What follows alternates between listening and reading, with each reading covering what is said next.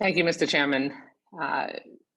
I think it's important for me to begin by pointing out that the previous president, Mr. Trump, was Putin's Patsy, and that he stood in front of the whole world at a press conference and essentially just took Mr. Putin's word for it when he said that he hadn't interfered in the presidential election in the United States of America.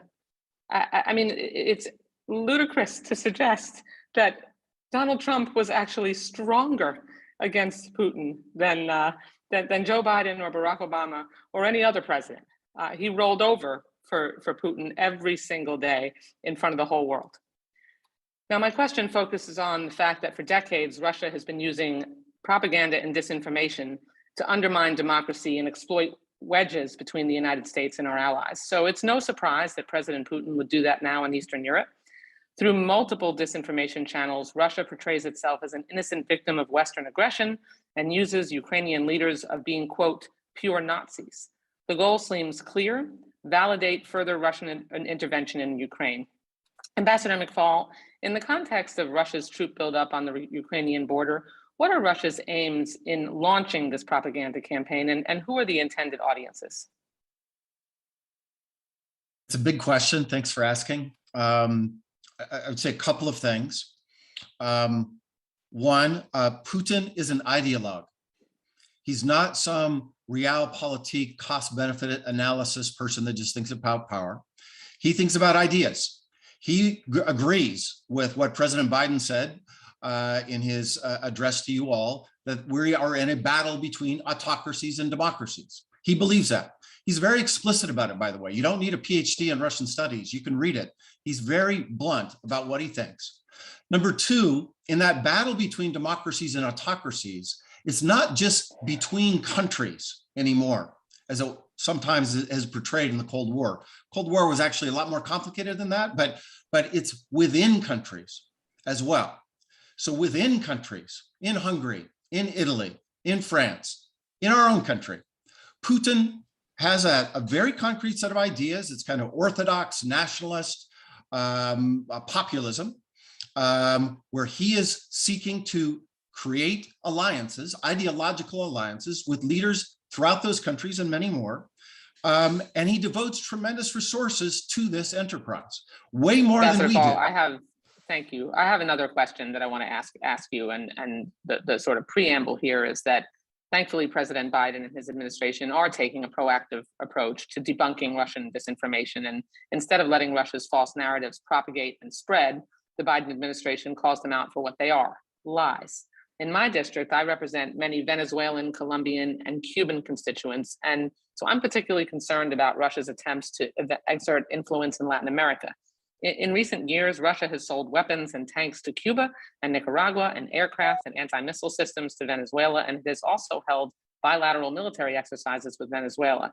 And this is especially concerning given that senior Russian officials recently suggested that interference by the United States or NATO in Ukraine could prompt the deployment of Russian forces to Cuba or Venezuela.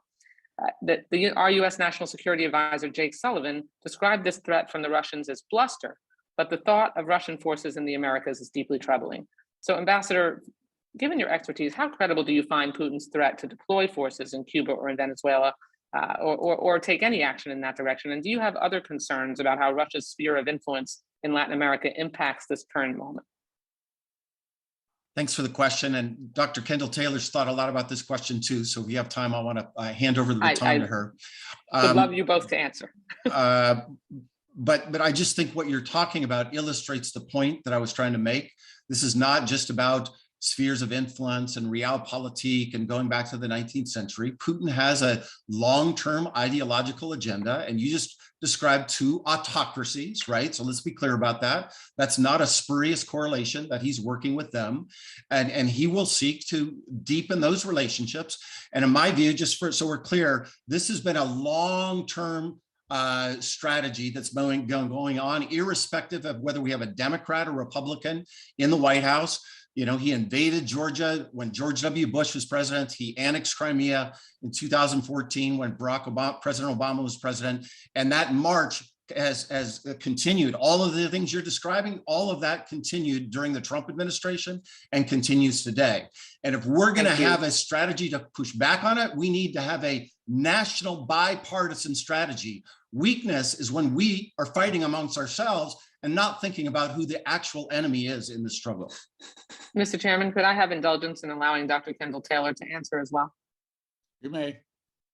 Mike makes an excellent point. I mean, I think that the important thing to remember is that that the Russians see the information space as a critical battle space in this competition between democracy and authoritarianism. That's the lesson they learned from Georgia in 2008, and they have been investing in and fighting in this space in a way that we haven't. So I find it extremely heartening to see the Biden administration, through the warnings that they give and their efforts to declassify information, to be competing in a way that we haven't shown up and done before.